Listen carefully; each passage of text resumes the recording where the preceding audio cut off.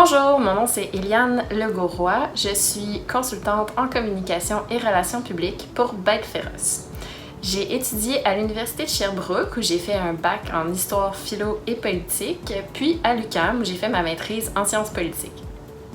Bête Féroce, c'est une petite entreprise que j'ai fondée il y a 3 ans qui offre des services en communication et relations publiques aux organismes communautaires qui souhaitent augmenter leur rayonnement.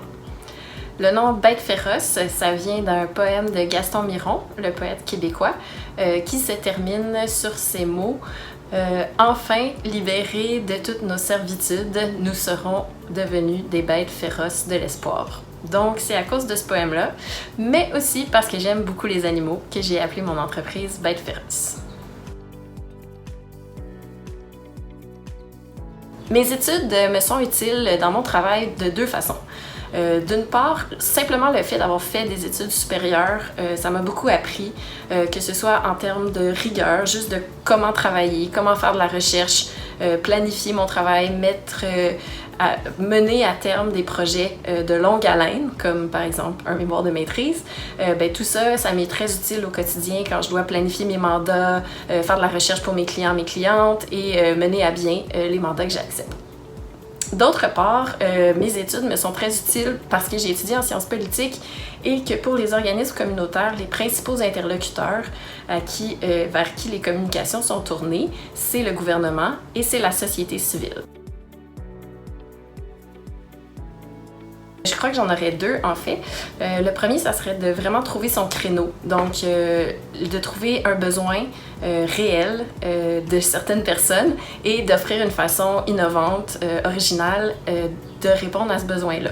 Donc, des fois, avoir une très bonne idée, c'est un très bon début, mais s'il y a déjà plusieurs personnes qui ont eu cette idée-là, puis que le besoin est parfaitement répondu par l'offre de service, on va se casser les dents en essayant de juste aller s'insérer dans ce marché-là qui est déjà saturé. Par ailleurs, je pense que c'est vraiment important aussi de justement aller tâter le terrain. Mon deuxième conseil, ça serait de ne pas attendre d'être 100% prêt pour aller vendre des mandats, faire des contrats. Parce que dans le fond, comme ça, on va un peu comme tâter l'eau, voir comment est-ce qu'il y a une bonne réponse, combien de temps ça me prend à faire des mandats, combien les gens sont prêts à payer pour qu'est-ce que j'ai à offrir, etc. Donc, pas besoin d'attendre d'avoir un site web, des cartes d'affaires, un branding, des employés, tout ça. Dès qu'on a des opportunités, on s'essaie, puis comme ça, on peut s'ajuster, puis s'assurer d'avoir la bonne réponse pour le bon besoin. C'est évidemment quelque chose qui peut être stressant quand on se lance en entreprise, mais de mon côté, c'est sûr qu'en relations publiques, il n'y a pas de recette magique, c'est le réseautage qui fait vraiment la différence. Selon moi, ce que ça prend, c'est la capacité de composer avec l'incertitude, parce que c'est sûr que si on aime ça, savoir comment notre semaine va se dérouler, où on va travailler, avec qui, puis quand est-ce que notre chèque de paie rentre, le travail d'entrepreneur, c'est peut-être pas fait pour vous, parce que là, c'est sûr qu'on sait pas toujours avec qui on va travailler, comment ça va se passer, qu'est-ce qu'on va nous demander, est-ce qu'il va falloir se déplacer. Moi, je suis souvent en déplacement à travers le Québec. Un mythe que j'aimerais déboulonner par rapport aux entrepreneurs, mais aussi par rapport au travail en général, c'est l'idée que si on fait ce qu'on aime, on ne travaillera jamais une seule journée de notre vie. Je trouve que c'est faux, parce que j'ai beau avoir la chance de travailler avec des gens extraordinaires, avec qui j'ai beaucoup de plaisir, je fais un travail que j'adore, c'est énormément de travail. C'est vraiment pas vrai que c'est pas du travail parce que c'est agréable. Je trouve que ça dévalue en fait le travail qu'on fait, de dire que c'est pas du travail parce que c'est plaisant. Je faisais souvent la blague quand je suis partie à mon compte de dire oui, c'est le fun, ça me donne une super belle flexibilité de travail. En fait, je peux travailler le soir, les fins de semaine, en vacances. Donc c'est beaucoup de travail lancer son entreprise et même si on y trouve beaucoup de plaisir, c'est épuisant, puis c'est stressant et donc oui, c'est du travail.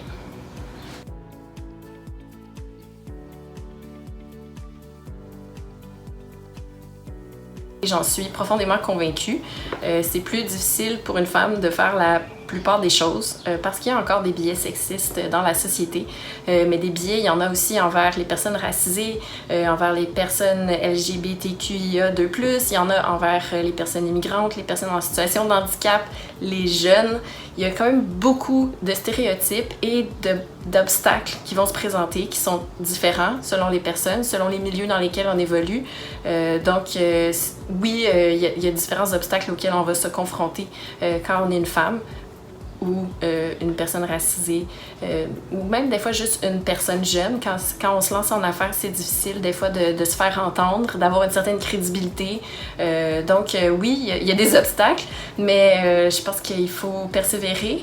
Il faut essayer de travailler aussi, c'est un des avantages des fois quand on est à son compte, de choisir ses clients-clientes, de travailler avec des personnes qui ont les mêmes valeurs que nous, qui vont aussi nous respecter, avec qui on se sent en sécurité. Ça, c'est vraiment un des beaux côtés du travail à son compte.